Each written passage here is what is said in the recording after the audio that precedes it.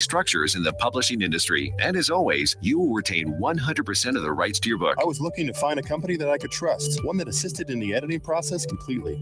The most important qualities that I was looking for was a publisher who was honest and upfront, no hidden costs or fees, and owning the rights to my own work. Christian Faith Publishing will publish, market, and sell your books in all major bookstores, online booksellers, as well as specialty Christian bookstores. Call for your free author submission kit. 800-978-4812. 800-978-4812. 800-978-4812. That's 800-978-4812. Out-of-date carpet giving you the blues? Tired of your old dingy and broken tile? Let my friends at the Floor Store in Cleveland, Texas give your home the makeover it deserves. This is Old Taco Joe coming to you for the Floor Store. Whether it's carpet, tile, wood flooring, or real wood laminate, the Floor Store can cover all of your flooring needs. Located at 405 West Henderson Street in Cleveland, Texas, owner Brent Harris can help. Shower tile, tub surrounds, even backsplashes. Give them a call today at 817-641-9444. The Floor Store, they got you covered. Here's important new information from the Diabetes Solution Center for you, a family member, or a loved one suffering with diabetes. If you have lost your provider, or if you need a provider for diabetic supplies, you may qualify to receive your diabetic testing supplies now with little or no out-of-pocket cost, regardless of your age. All you need is Medicare or private insurance to be potentially eligible. Call the Diabetes Solution Center right now for details. Just takes a couple of minutes. Our friendly, knowledgeable agents will give you free, no-obligation information, handle all the insurance paperwork, and make sure your supplies are delivered directly to your door for free. Call U.S. Medical Supply 24 hours a day. 800-597-9323. 800-597-9323. 800-597-9323. Call right now. 800-597-9323. When you're hungry for tender brisket or some delicious homemade cobbler, then look no further than Leech Brothers Barbecue, located at 1106 East Henderson in Cleveland, Texas. Leech Brothers has been family-owned and operated since 1950. Take it from me, Taco Joe Orwinski. Todd and his family have been filling my belly breakfast, lunch, and dinner for a long time. Heck, I even have my own booth, open Monday through Saturday, 6 a.m. to 7 p.m. Come see them for dine-in, carry-out, and all your catering needs.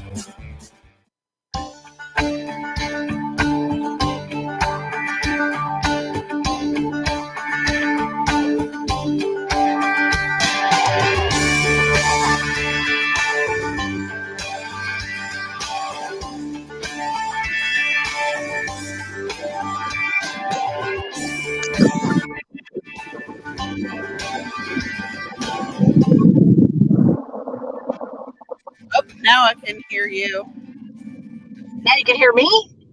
Yes. I think we're getting back feed. That's Oh, okay. yeah. Well, it's because I was calling in on to like your actual phone, but good morning, JoCo. I'm Tiffany Carlin, Nona Reed, and Burleson's Mayor Chris Fletcher is joining us this morning. Good morning, Mr. Mayor. Good morning. How you doing? I'm good, and I'm on mom duty, so I'm done with mom duty and driving in. the morning juggle is real. You seem loud in here. I've turned you down a little, but it's still a little loud. Maybe it's just me. I don't know. No, there you go. That's a little better. You saying there you go. I turned it down a little, so. Okay. Well, I'll be quieter. No, no, that won't happen. Sorry. Well, we have not learned I'm not sorry. What are you talking about? I'm not sorry, people. I'm not sorry. Not sorry. I mean, somebody's got to be okay with getting loud about things, and if you're not getting loud about it, which Mr. Mayor, you yourself have been very loud about this bond. And when I say loud, I mean getting the information out there, right, for people to get them to vote. What's early voting numbers look like so far? Do you know?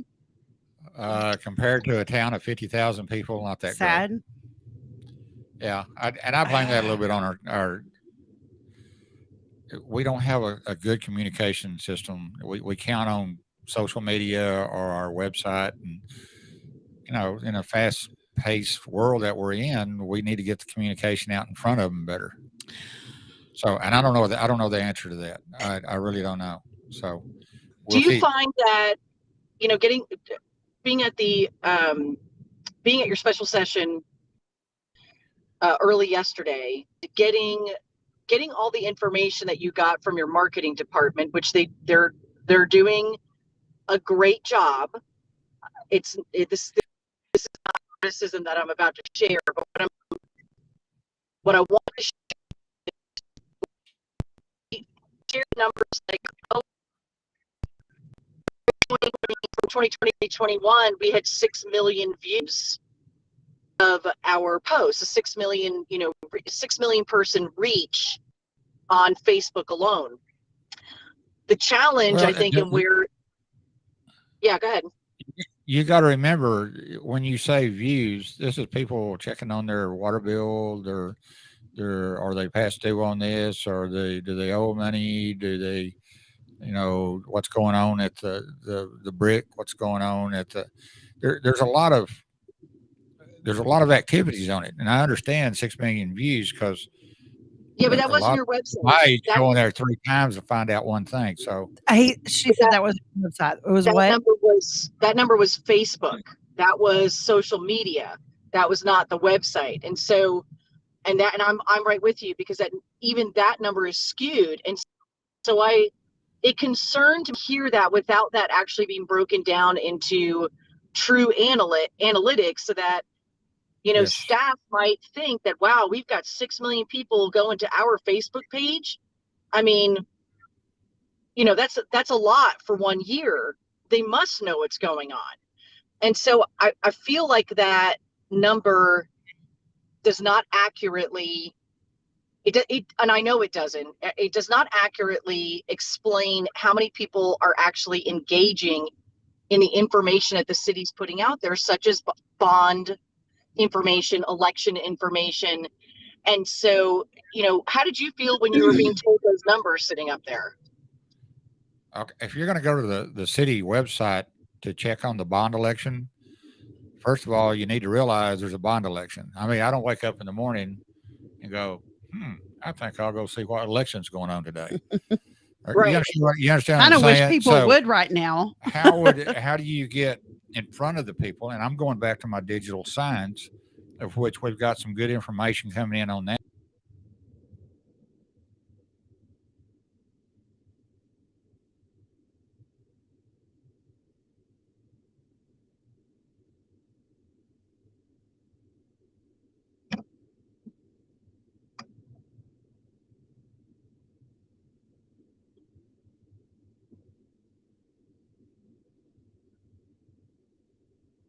Here recently, but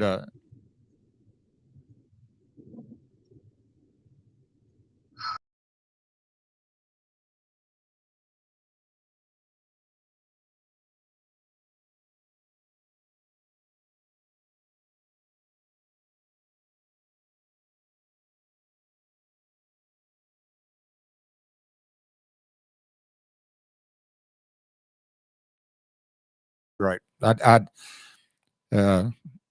don't have the answer on our communication. I know there's some magazines we need to utilize more to keep that out there, but that's still just a portion of the city. It's discouraging. I'll tell you something that's even more discouraging. What our city election is our state election. People do not realize there is state constitutional amendments to help us on our property taxes. Yeah. Well, can you hold that thought? Can we stick to the bond first? Because I've got some good information on these propositions that I'd really like to, focus on. But let's stick with the bond, the local bond first. The bond is just for you. Okay. And talk about that communication, because I think it's still definitely a missing link. Did the city do any mailers to all registered voters about the bond? Yes, they did. And it is, what is really amazing is I didn't see one. I didn't get one at my house. I'm not exactly sure what happened on that. I really don't. But I know they did. I don't have answers for I am just, I'm a little upset at the fact that we don't have more people participating in our city elections. And I mean every election. I don't care if Right. Our it's election council turnout meetings is or horrible water. lately. It's every Well, town. every time. Yes. Every town's that way. You know, I've got some running buddies now that are mayors. And this is what we talk about. How do you get your citizens involved? You're not, it's not like you're saying vote this way. You're saying get out and vote. Just vote. Guys, use your voice. It was a very If important. I could vote in the city election bond, I would. Now, my job, since I can't, is to make sure those who live in the city know about it and get their tushies up there. So of course, like, you know, my older children that live in the city, it's my duty to keep going, hey, and I know it's really not, but I help which way I can, you know. So voting is it's a privilege. Right. It really is. And we got a use it responsibility. We got a responsibility to protect our election process. And we don't use it. That's really upsetting to me. And the fact that you can tell it was important to me because I'm the guy that called for the bond committee to get the citizens involved. They did a great job, the whole thing. I really believe we're so new to getting our citizens involved. We really don't realize it. You know, the citizens haven't been involved in quite a while. You know, when I ran, it apparently got pretty fired up.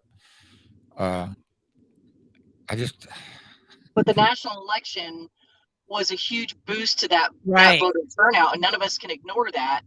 And maybe that is the missing link to it, that we need to change when these elections are taking place, so that, because people do pay attention to, you know, the national news and what's going on nationally more than they do locally.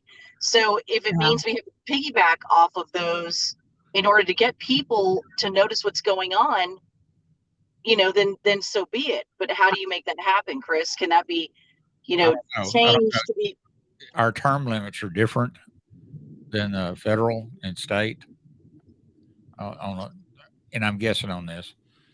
I don't know if our term limits lines up on other elections.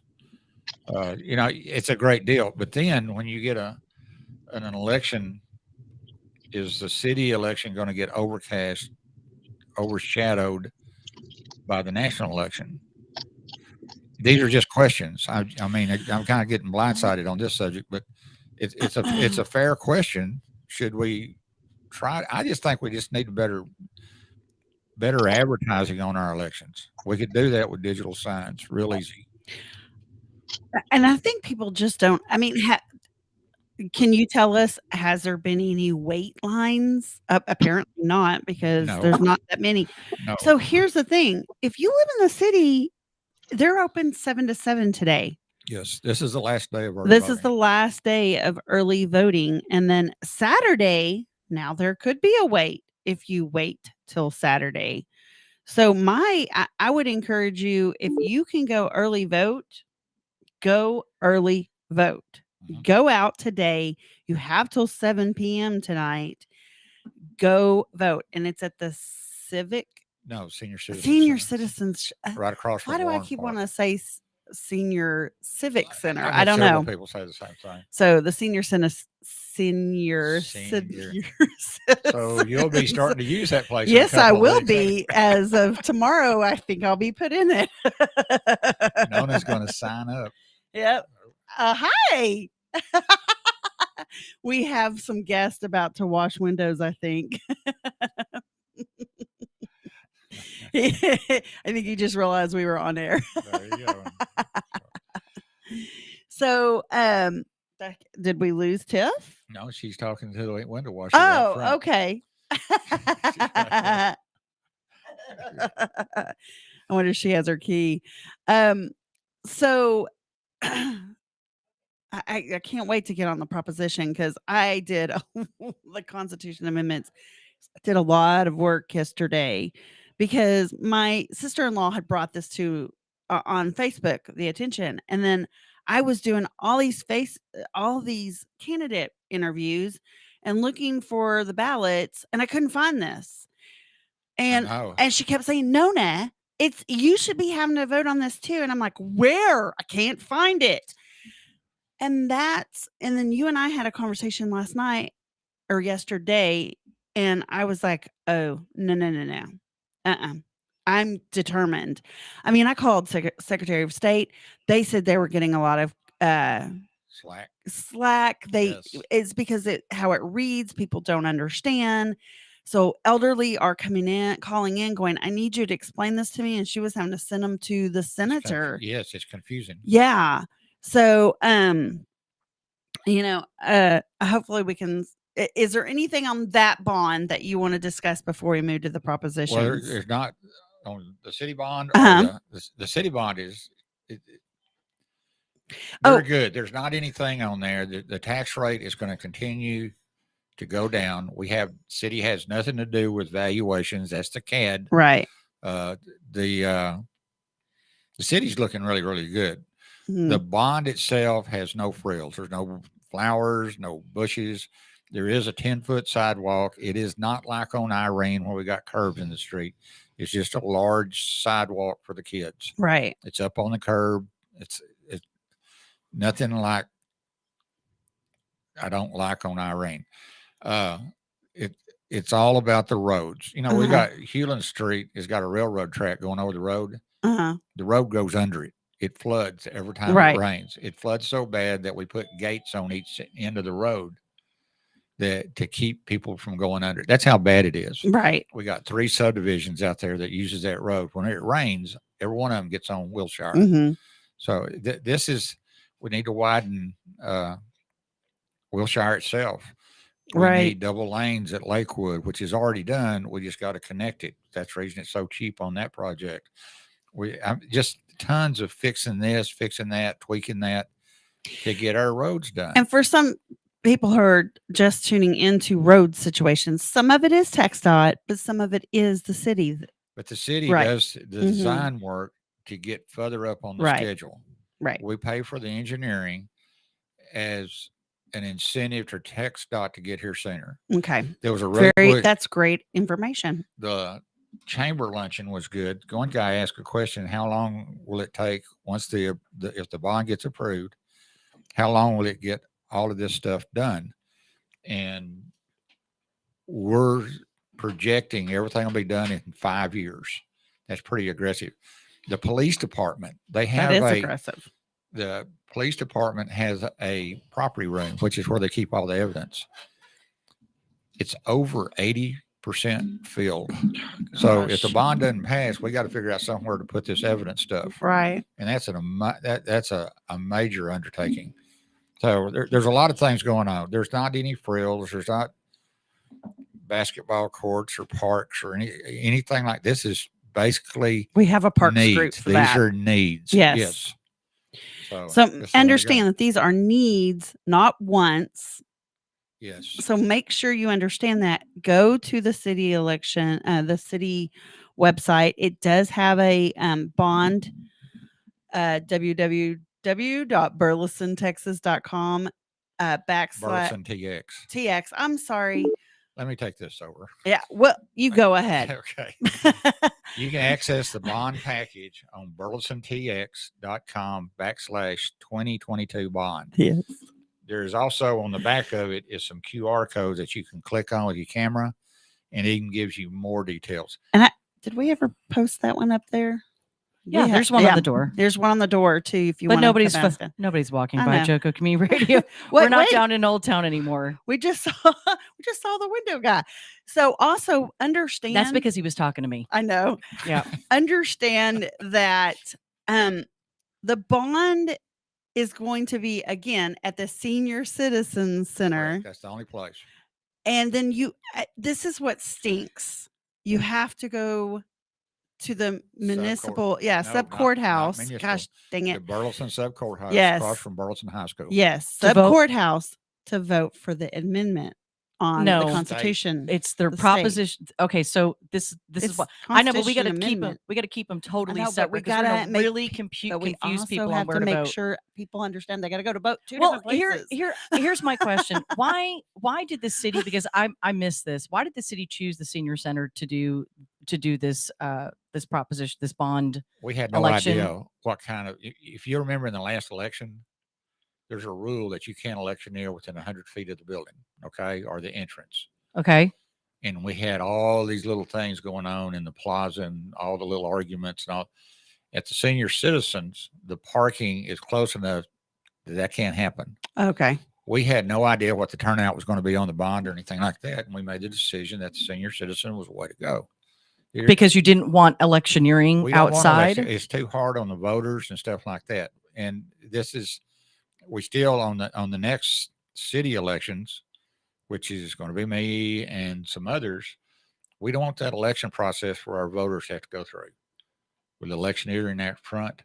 So we're trying to head that off to make it easier on the voters. But do you feel that that's taking the voice away from people? And I mean, look, here's the deal. Some people don't really know who they're voting for until they get to the polls. And so when you remove, if you don't know by the time you get there. I agree, but still that happens. But look, that you can't eliminate that. This is part of a voting process is we'll electioneering. Have that discussion later on. But if you could see the way some people acted out there. Sure. Is that right? Well, no, but we don't stop them. I know of people that turned around and walked off and didn't vote because of it. There has been despicable behavior on social media. I mean, we're never going to be able to stop and shut up ignorance. You just can't do it. But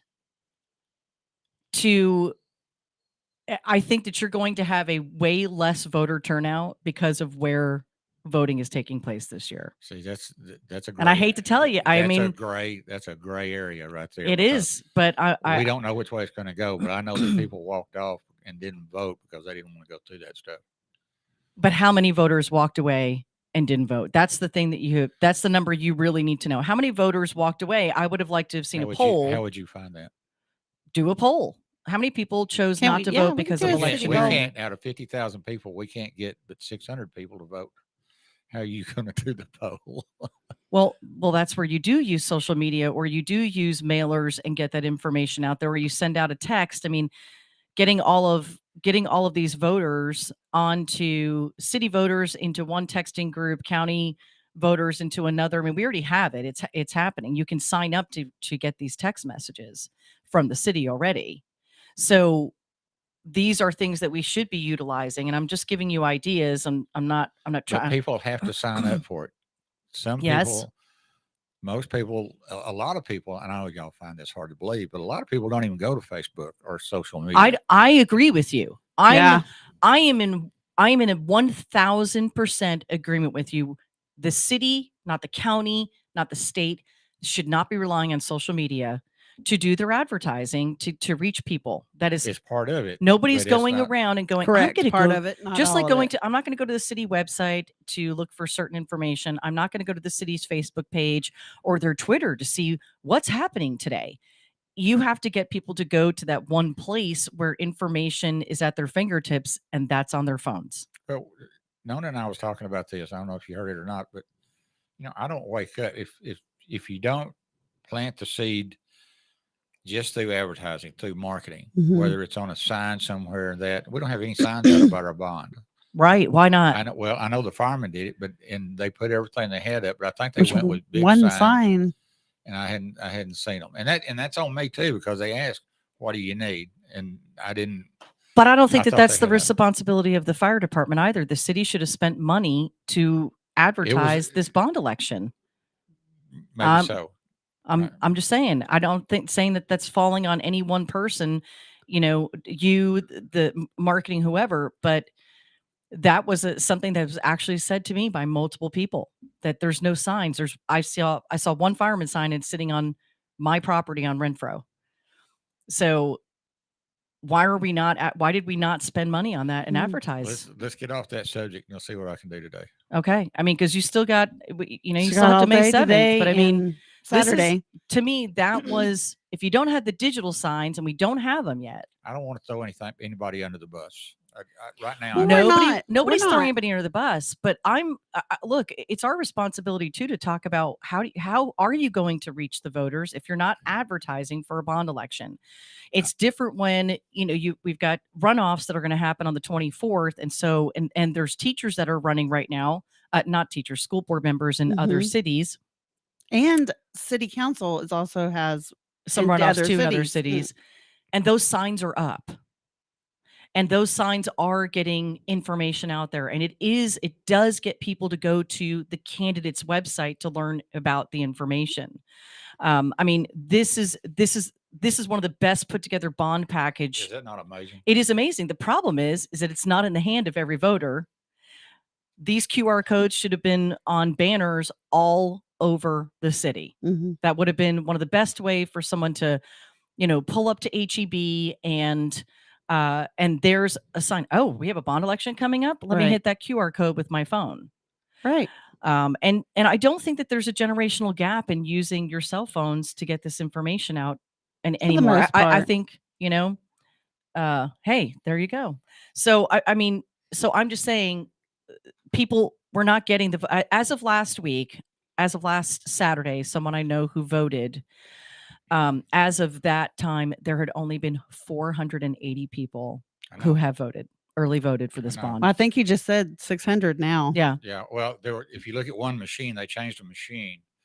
And when I went through, it was like 400 and something. And then they had 2 days on another machine. So whatever that adds up to. Now, it was, it's a little disappointing. I mean, and I don't know what to say on it. I'm really dumbfounded.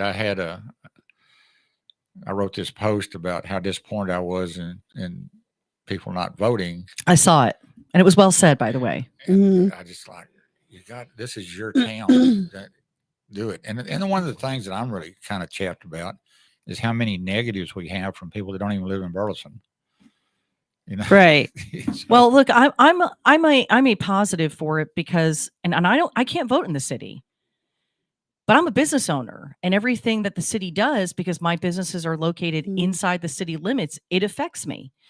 Just like, watching and then coming in and having the city, do a presentation about asking some businesses possibly on Renfro to close one of their entrances because there's flooding issues, there's traffic issues, and that's going to affect or could affect my building on 174. I said Renfro, I meant 174. Our building on 174. And so that's of interest to me. I have to pay attention to that. So, because I don't want one of my entrances closed. Right. But I wholeheartedly agree with closing the 174 entrances to DQ. It's a safety hazard. I won't pull into DQ off of 174. So bravo to DQ because they actually agree with it. Have tried to fix that themselves. Right. They've coned it off. Yeah. And they really have tried. It's not going to hurt their business. No one's going to there's say, like 4 interests in there too. Yeah. Well, there's 1, 2, 3. Yeah, there's 4. So there's one off of what's the side street? There's 2 on 174. Right. But they need to close them both. Actually, there's 5. There's 2 on 174, 2 on the other side on the back road, side, and then 1 on the back. Yeah. I think. They got plenty. So I got plenty. Plenty of ways to get into DQ if you need your ice cream or your Blizzard that badly. Yum. Shifted gears while I was texting. Yeah, Sorry. it's okay. I mean, I'm just saying that because there was some heated commentary about DQ. I guess at the bond. I mean, at the session yesterday. It was the special Ryan session. got a little wound up. He did. It was like, okay, calm down. If somebody wants their ice cream, I can see his point. I mean, it's like a hallway in a house. Okay, when you run a hallway down the middle of the house, you've wasted a lot of floor space. Now they open it up and it's bigger and stuff like that. You're just going to the traffic light and turning right. There's more to it than just that, Tiffany. Well, I'm just saying. You need to look down on that footprint. And I understand, being a businessman, when you take parking away. You were not taking parking away. Well, you don't know that. All right, we'll be back. Heated discussion about DQ when we come back. It's not heated. It sounds more exciting when we say. Yeah. Abnormal realities. I love my mom. Yep. She sent me a message. My mom did? Yeah, Wednesday night. And she invited me over tomorrow night to watch Titanic and share a bowl of popcorn. And I accepted. You did? Yep. That'd be fun. And she calls it Chaps Only Night. Every Saturday night. Look. Miss Dixie, Look, how you doing? He said, it's my mom, bro. All right, it's my mom. I want to hear the answer to the Titanic and popcorn. Go ahead, Mom. What's up? Oh! Hi, boys. I just Mom. wanted to ask Rocky if he wanted butter on that popcorn or not. I would rather have the butter somewhere else, but if popcorn's the only place I can have it, I'll take it. Jeez, hey, dude. nobody says I can't roll around in it for a little bit. All right, Mom. That is my Love you. girl. I love you, Mom. Dixie. Abnormal realities My mom, love you. Dixie. Bye. I love you too. with Ron and Rocky. Weekdays, 4 p.m. and 10 p.m. on JoCo Community Radio. Holy crap. Hey, there's something you forgot to do. It sure is hot. Are you sweating like a dog? Wait, what? Dogs don't sweat. Oh no, you forgot to get your window tinted. Whether it's the kitchen window that sits in the sun for the hottest part of the day, or you just got new wheels, call Sharp Window Tinting in Burleson. 817-615-9379, or look them up on the web, sharpwindowtint.com.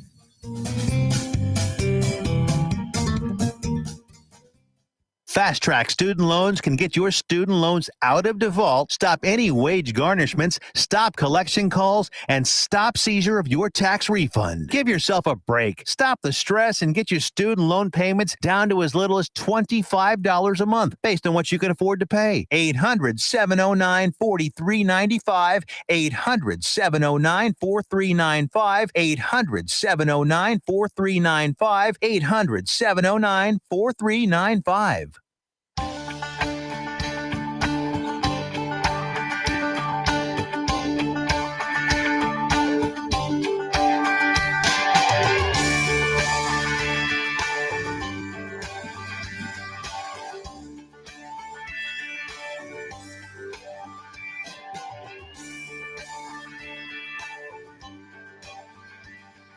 And welcome back to the second half of JoCo Community Radio.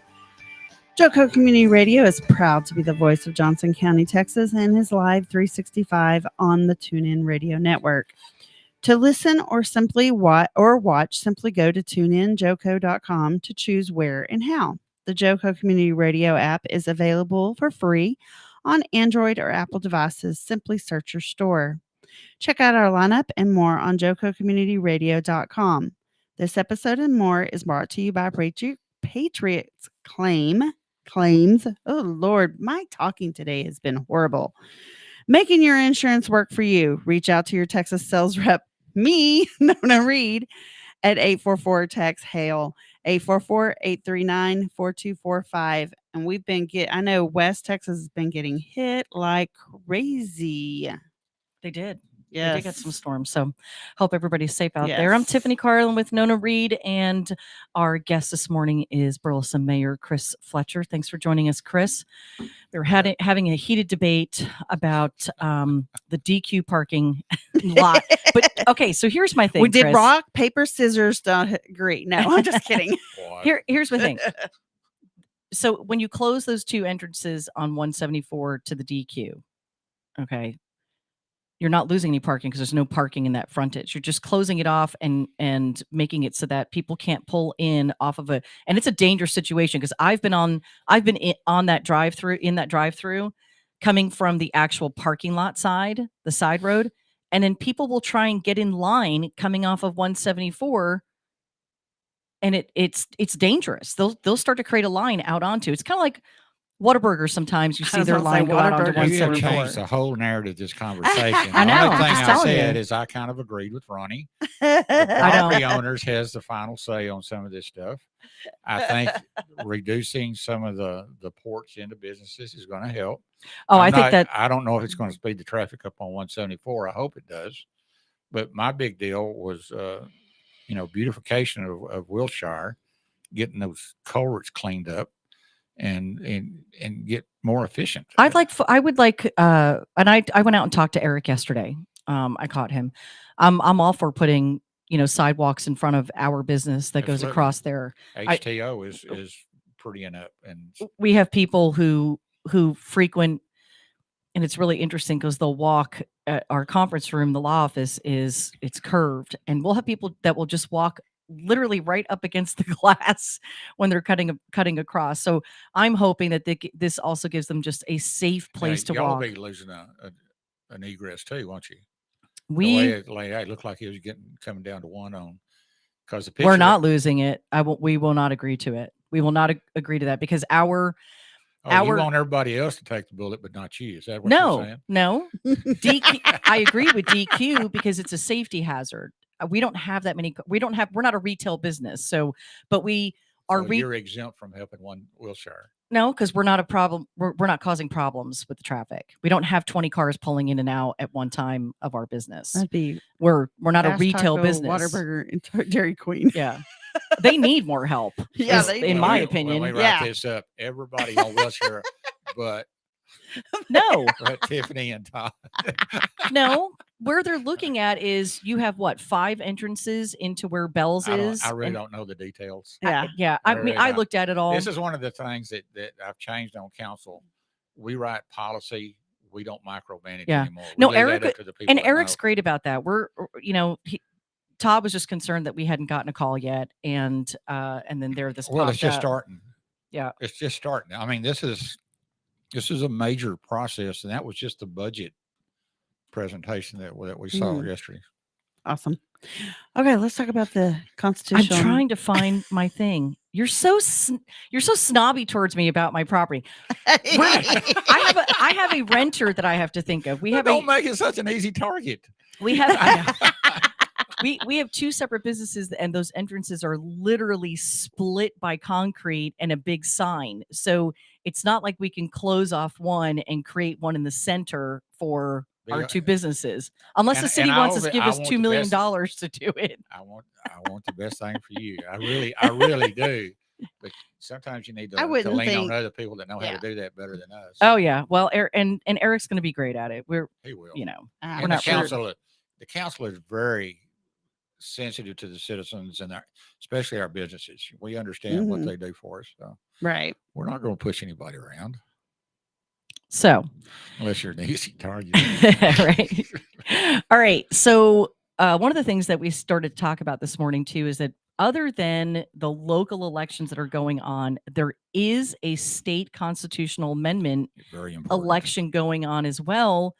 And we want to break it down for you so you can understand, because it's not at the same voting locations. No. You have to go to your sub courthouses or where you would normally vote for state elections during this time. So early voting ends today, and then you're going to vote on this on May 7th.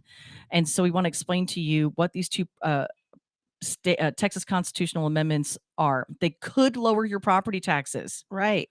So you really need to get out and vote. As appraisals have gone up, we have not yet lowered the amount or increased the amount of exemption for your homestead. And so that's what these propositions could do if you know what you're voting for. So I'm going to read you something and then we'll talk about it.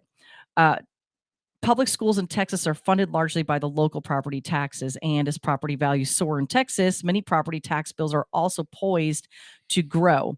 Texas law grants homeowners some tax relief through what are called homestead exemptions, which reduce for qualifying homeowners the amount of a home's value that can be taxed. So, for example, if your tax appraisal evaluation is at $125,000. 25,000 of that currently is exempt from being taxed. Because that's over 100,000, or because of a percentage? Or because that's the amount that is exempt right now. It's been at 25,000 for years. 25,000. Correct. This will increase it to 40,000. So because your tax valuation has gone up, we have to increase the exemption valuation too. So 40, it'll go from 25,000 to 40,000 to exempt from your tax valuation. Every little bit helps. Yes. Right? It's 15,000. I mean, that's, with the way schools are taxing us right now out of our homes, Anyway, so Texas voters have the chance in a May 7th constitutional amendment election to expand homestead exemptions that could lower the amount of property values upon which property taxes can be levied.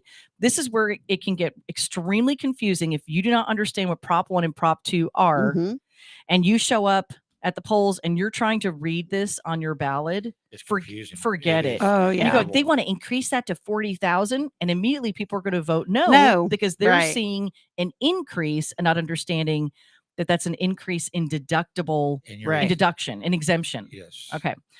So early voting for the two propositions began Monday and runs through May 3rd. The propositions will appear on the top of voters' ballots above any local races that may be deciding. Again, this is not where you're voting for the city stuff. You have to go to the sub courthouse here in Burleson if you want to early vote for this. But many voters may not know what the propositions are asking them to support or oppose, given their highly technical wording. Again, stop putting stuff on the ballot like you're talking to lawyers, but they do this on purpose to confuse you. Here's a breakdown of how the propositions are phrased and what they mean. What is Proposition 1? The ballot language says the constitutional amendment authorizing the legislature to provide for the reduction of the amount of limitation on the total amount of ad valorem taxes that may be imposed for general, elementary, and secondary public school purposes on the residence homestead of a person who is elderly or disabled to reflect and statutory reduction from the preceding tax year in the maximum compressed rate of the maintenance and operations taxes imposed for those purposes on the homestead. If I have ever read the most long running sentence ever, now how would you ever be able to show up and when I read called, that? they said that too. It's ridiculous. When I called Secretary of State, talked to them, I'm like, that was one, and not one comma in there, by the way. All right. So what does that mean? So what does Prop 1 mean? Homeowners are disabled or 65 years and older can qualify for having school district property taxes capped or frozen. But when lawmakers in 2019 passed legislation to offset rising property values with lower school district tax rates for all homeowners, those adjustments did not account for elderly and disabled homeowners whose property taxes were already frozen. Does everybody get that? Yep. I'm going to post a link to this too. Under Proposition 1, those homeowners could qualify for those additional reductions in 2023 if the measure passes, said State Senator Paul Betancourt, a Houston Republican who wrote the legislation calling for the constitutional amendment. The change would lower those homeowners' property taxes further, but would not eliminate their property tax cap. The frozen value unfreezes and then refreezes lower each year. Okay, so that's Prop 1. Prop 2, the ballot language. This one's way shorter. Right. The constitutional amendment increasing the amount of the residence homestead exemption from an ad valorem taxation for public school purposes from $25,000 to $40,000. Okay, so if you read that, and you're seeing an increase, that's going to be very confusing until you understand what it is you're voting for. What it means. Currently, homeowners can subtract $25,000 from their home's value before school tax rates are levied. Proposition 2 would increase that deduction, so it's a deduction increase to $40,000 in value. The measure positive. Right. The measure could save the average homeowner about $175 on their annual property tax bill, Betancourt said, and would go into effect this year. So get out and vote yes to Prop 2. Now, does that mean that the state won't find somewhere else to go pick up those taxes, like increase our sales tax somewhere? Sure it does. They may just try and do that. They hadn't increased sales tax or reduced sales tax. And not since I've lived in Texas. Ever. I know. Yeah, I've not been here 25 years. Yeah. So They got a cap on sales tax in the towns. You remember, it used to be everybody was 8.1 or 8.2. Now everybody's capped at the max. Yeah. Yeah. And which is really good. So how does this impact? Say that out loud, they'll change it. Right. Not going to. What's the impact for schools on this? If the measures pass, the state would reimburse school districts for the lost property tax revenue. Let me say just that part again. If the measure passes, which is saving the taxpayer money, the state would reimburse school districts for the lost property tax revenue. So schools would not lose funding. This is This not is a win-win schools. for the Right. school and the homeowners. School districts with higher property wealth per student would also see lower payments into a state fund known as recapture, meant to support districts with lower property values. All right. What's the impact for Texans? The measures would lower school district property taxes for qualifying homeowners, but some homeowners could still see increased tax bills because of property value growth. That's a problem with our local CAD. That's your appraisal district. Yeah. Homeowners who have a case, Bencourt said he expects increased tax bills for those with homestead exemptions to be in the single digits. Okay. Homeowners who have a case can also protest their higher home values with their local appraisal districts. And I highly recommend this. Please don't wait to find. I saw somebody posting on social media that they're looking for a company to help them fight it. The only company that can help you actually fight this is if you were to hire an attorney, but you don't have to hire an attorney. Dispute it yourself first and see what happens after that dispute. They cannot legally increase you more than 10% in valuation per year. They're trying to hit us right now with 40%. And everybody else I'm seeing is at anywhere between 25 and 35% as well. So, and I don't live in the city. I live out in the county. So it doesn't matter where you live. This is a county appraisal district issue, not a city appraisal district. It's not the city appraisal district. It is the county appraisal district. So, and I think it's important that people understand how to separate You're those saying things. that they, in 1 year, your property tax can't go up more than 10%? That's correct. Nobody knows that. I don't know how you don't know that. It's all in the information when you. Well, my spouse isn't a lawyer, okay? You Maybe don't that makes a difference. Okay, but this is the third home that I've owned, and so I've been in the same house for 35 years. And you just didn't know it. I just didn't know. Well, how many? Guess what? Guess how many people? I got a feeling It's in the I'm fine majority. print. It's in the fine print, in and that that's the little fine problem. print. It's in the fine print, and that's have the my problem. glasses with me. Yeah. And you know what? I think that that's a really good topic for our real estate show, and to be talking about that on a regular, because realtors need to be giving this information on to the home buyer. Understand, one, make sure you go get your homestead exemption. Can't tell you how many people don't go get their homestead exemption, and they don't know how to do it. And it's always, usually, if you have a good title company, it's in that folder. Title companies are really, really great about handing over that information to make sure that you go get your homestead exemption. And then two, you should be talking about that. Here's your current valuation. And remember, the appraisal district cannot increase you more than 10% per year. So they're going to try and, so when we're going to dispute ours, and of course, what they're going to try and do is increase this. Well, we're going to get it in 4 years then, is that's what we're going to do. We're going to increase you we're going to increase you the max we can over the next 4 years. But where have I made any, where have I done any improvement to my home that increases my house 40%, the value of my house 40%? You know, that's not the point. It's the fact that We know other that. people are buying houses at ridiculous It's prices. supply and demand, and then you have people coming in that are, but that should not change your tax valuation, period. It should not change the value of your home for taxes. For taxes, I haven't sold it. I haven't profited off of my home in some way. You should not be increasing my taxes based on somebody coming in and paying cash for other I people's agree. homes. Really like the idea when you buy your house, you're locked in, with the exception of cost of living. Well, when you pay your car off, you own your car. You don't. Well, I mean, you your still have to home pay is not it. right. I like the idea of just you buy it. That's your property tax from now on, with the exception of inflation or cost of living, or you want to call it. I completely agree with you. I mean, it's that simple, and that way we take this opinion valuation out of that's what's killing us. Absolutely. Well, and it's killing renters too. This goes on to say the propositions would not help renters who have also seen rising housing costs, nor businesses, material costs too, nor businesses and other property owners, because homestead exemptions apply only to a homeowner's primary residence.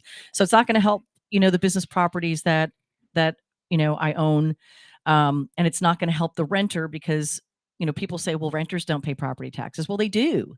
It's passed on into their rent. It does affect everybody. It's not gonna bring their rental rate down because it's not gonna affect the business that owns the rental property. So unfortunately, there's that.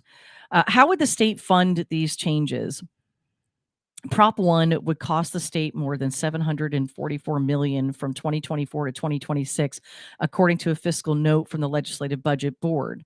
Prop 2 would cost the state almost $1.6 billion from 2023 to 2026, according to a fiscal note. The state would also see less revenue from recapture payments.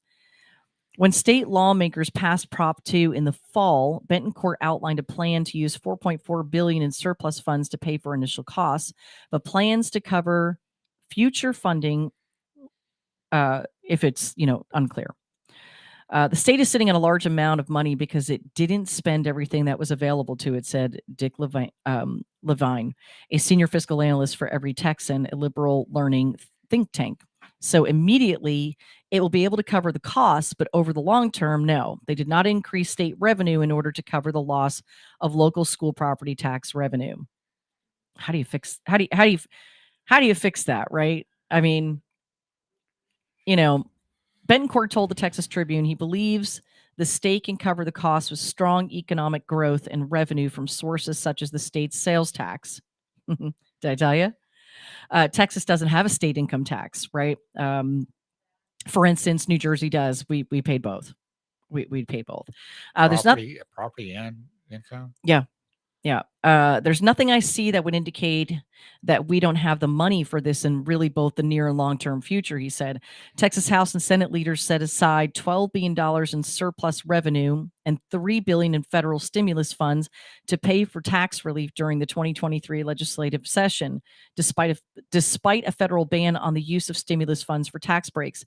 Texas and other states have contested the ban in court as unconstitutional.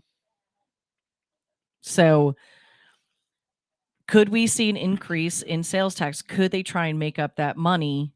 And the question is, do they need to make it up? I mean, that's okay. So proportionately speaking, if you're going to try to reduce our property tax, which I agree 100%, you need to offset somewhere else. Okay, I agree with that. If they need to spend it though, because this is part of the conversation too, right? When it comes to state and federal funding, and I'm not sure how it works in the city, but I do know this on the federal side. And I'll just use TSA as an example because my brother used to work there and retired. So the TSA, their specific department, he was a canine bomb inspector. So that specific department had federal funding has it. Federal departments have use it or lose it mentality. So because they're a governmental agency, if their budget is, I'm just throwing a very low. Businesses do it too. Right. It's a $10 million. Well, more in the nonprofit sector side and the government side, though, because it's a use it or lose it. Okay. Yes. We're budgeted at $10 million, but we only used $7 million. Well, the federal government's going to say, okay, TSA canine bomb inspection department, you guys only need $7 million. So we're cutting your budget by $3 million, and we're going to take that $3 million and we're going to put it somewhere else. So what happens is you have those departments go, wait a minute. City does it too. Right. If you don't spend it, it's going to look like we don't need it, and it hurts them. It does, but find a better place to use it. For example, and this is just in my humble opinion, we pay some really good people to do a great job at what they do. Let's bonus them instead of hiring outside consultants to do their job. Well, and what I like about is there was one day, Keith Kelly told me about this, where you get to roll over your unused money into an account that you can use. You can actually save up for something you want. And you don't. And I worked at Texas Instruments, and at the end of our fiscal year, we were spending our money. We was buying tools. I mean, wish list and the whole thing. So every department in any business does it too. What I like about rolling it over if you run your department efficiently and you've got money available, let them keep it, roll it over. Let's keep the budget the same because it's working. Next time you might need it. But you roll that over into an account and it's available to that department down the road.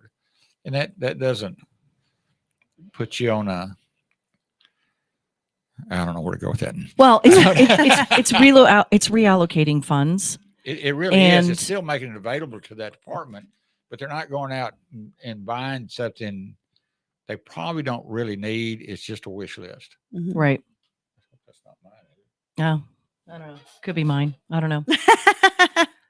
Somebody's car is beeping out there.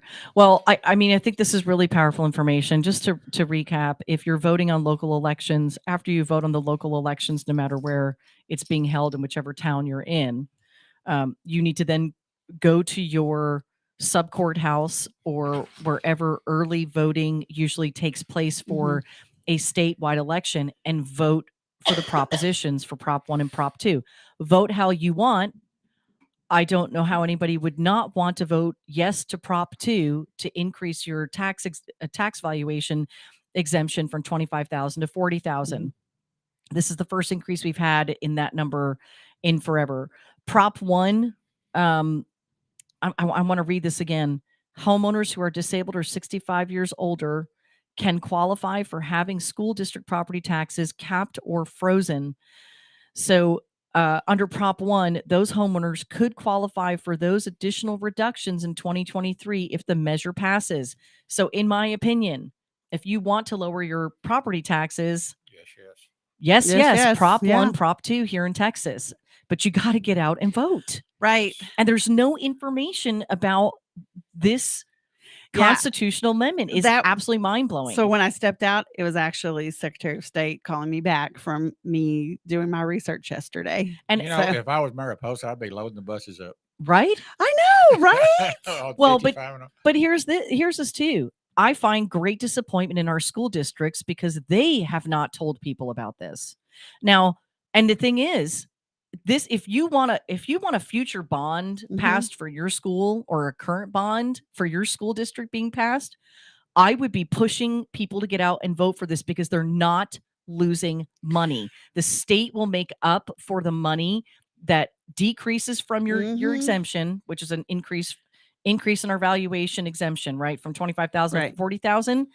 The state will replace that funding. So in Springtown, it was actually on the election ballot. My sister-in-law, we talked about it. So the constitutional amendments were on there along with the place of each trustee candidate. It must have been a location thing. Right. Because we didn't get that opportunity. And that's what I'm saying. Like, that would have been a great opportunity. I didn't even see that in Johnson County at all, unfortunately. I can't just say it was Burleson. It was Johnson County. It hurts. Sad. It's going to hurt the turnout. It's going to hurt the turnout, and it's going to hurt the school districts that do need bonds in the future or currently because you just didn't give. There's a bond in Joshua right now. So. You didn't give the voters an opportunity or information on how to lower this for themselves, which would have benefited you. So just anyway, get out and vote, people. Get out and vote. We'll see you back here tomorrow morning. Have an amazing day. God bless. See you guys.